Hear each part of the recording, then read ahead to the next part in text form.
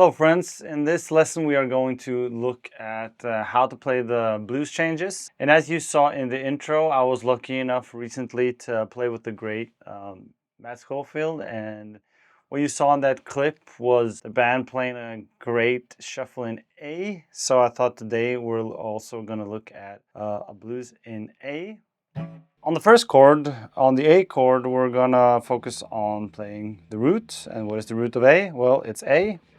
So it's here on the E string on the 5th fret, and also you find the octave up here on the D string, and then also on the 10th fret on the B string right here. I'm guessing most of you are familiar with this. There, it's a couple octaves above. See if we have kind of a shuffle or something going.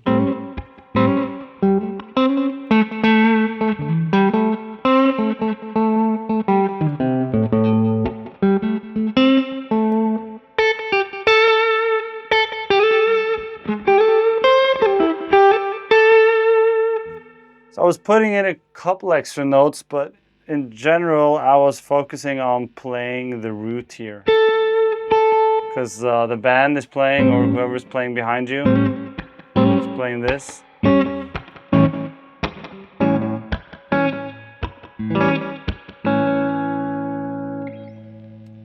So the first thing is just, it's very easy, just focus on hitting the A.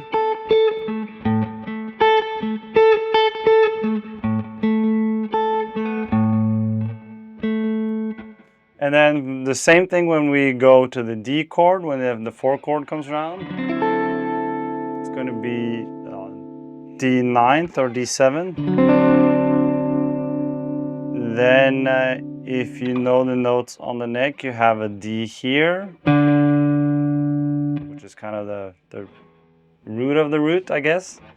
And then also here on the 7th fret on the G string, and on the 10th fret on the high E string, and also here on the 3rd fret on the B string. So when you go from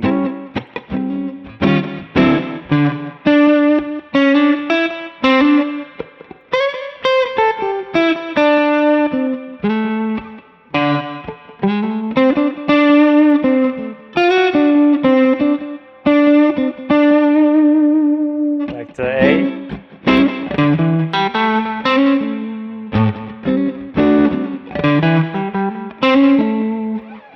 going to E, E7 or E9th, here we have the E.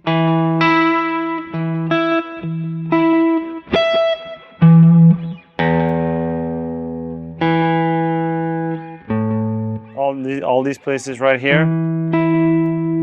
I'll put up a diagram showing you where all the A's and the D's and the E's are. So when we go to the 5 chord, to the E, we play that E.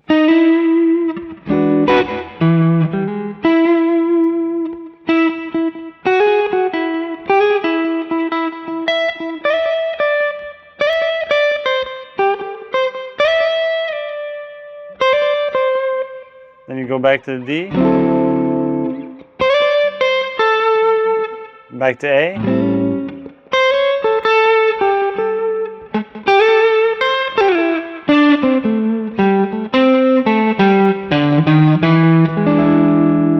and then when we finish on the turnaround, on the end of the turnaround right there, we can play just a chromatic approach going from the D to the E.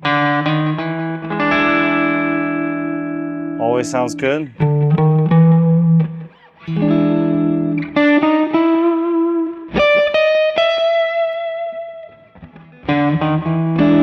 get you back to A.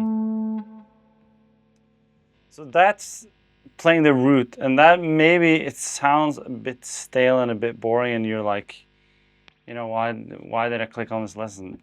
Well, the next note is what I'm gonna show you the next note that I'm going to show you is what Steve Lukather, the great guitar player for Toto, would call the money note, which is the third. And the third in this context, since we're playing an A7, it's an A major. It's not an A major 7, but it's an A dominant 7. So you don't say the word major.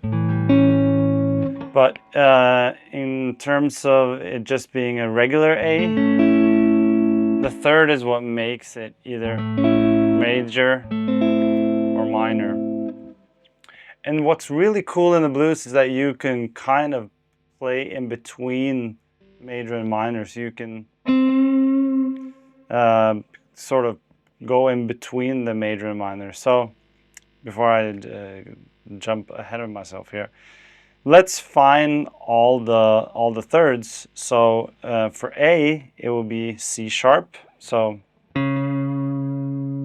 this is the third. 1, 2, 3, 3, 1, 2, 3, third. Right? 1, 2, 3.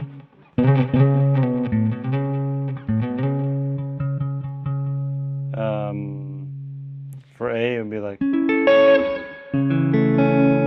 you seen that before? Right?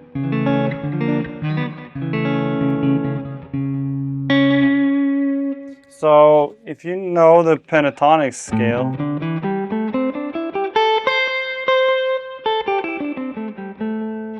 it's on the G string on the 6th fret. So right there. And it sounds kind of weird to play like.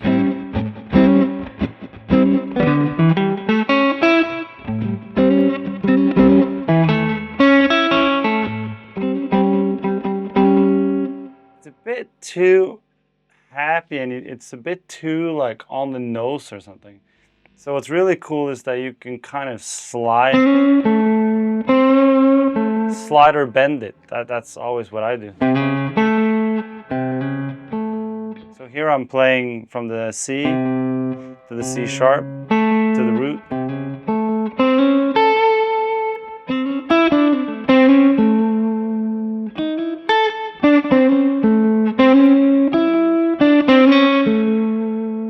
You also have a third right here.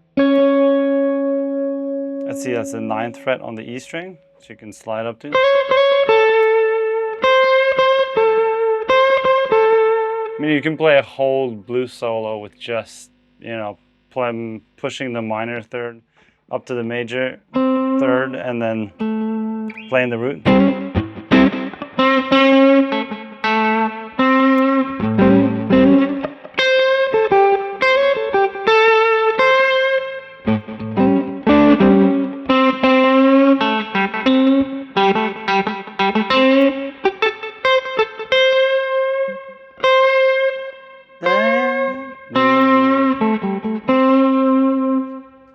Really, when we're pushing this minor third to the major third, we're really emulating a singer, which is always what we want to do, because the real problem with guitar is that we can play notes forever. So like a singer has to catch his or her breath. Same with like a saxophone player or something, or a trumpet player. But like we can just play shit forever, And sometimes it's cool, but it doesn't really sound that melodic. So if you wanna sound the way that people want to listen to, it's cool. Being able to sing to it. And since we are on a stringed instrument, we can bend notes, right? We're not on a piano. We could do like a piano would do, which would be to like roll, which would be like that.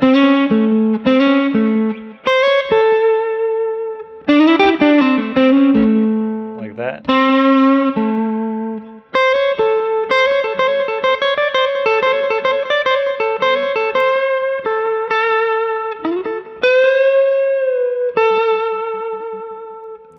In a later video, I'll go over that we have thirds in other places as well, but let's stick to this for now. And then for the 4 chord, when we get to that, D, we're going to do the exact same thing. We're going to play the third. So let's find the thirds. We have D, and then F sharp is the third here. 1, 2, 3. 1, 2, 3. And that's really you're really gonna sound like you know what you're doing. So if you just take one thing away from this lesson today, it's like if you're at a blues jam or something, or you're playing with somebody, and you're playing your pentatonic stuff, right? And when that D comes around, you just slide into that F sharp.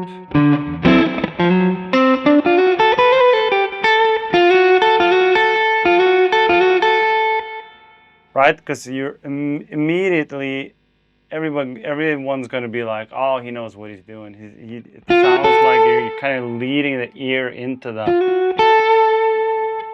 the next chord, into the D. Because it does sound a bit weird if you're still pushing on this, on the third of the A here. Because that's technically the major 7, but it doesn't matter what you call it. You can call it whatever you want. So the cool thing here is just to be when you go here.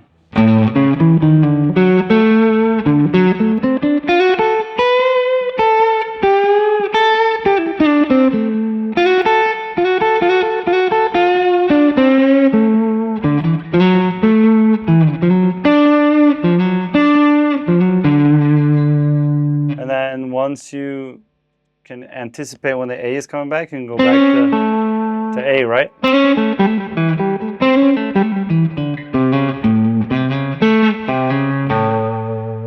Right. Same thing with the E. Here we have the G sharp, which is the third. So here you can do, since it's a 5 chord, you can do a lot of kind of cool, interesting things, but I think we'll leave that for another video. So we'll just keep it simple today.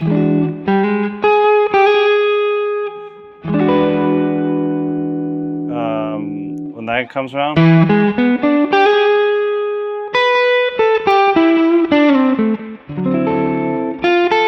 Oh, missed that.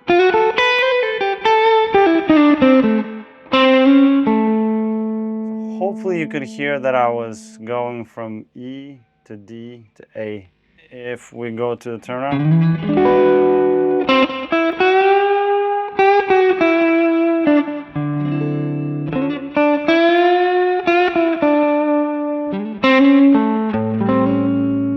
So all I was doing there was bending up to the major third of the E, and then major third of the D, and then hammering back on. So as familiar as you can get with where all the thirds are when you're playing the blues, or any changes, but we're sticking to the blues now. You will automatically sound more melodic and sort of like you know what you're doing. Next time we'll look at more places to play the third.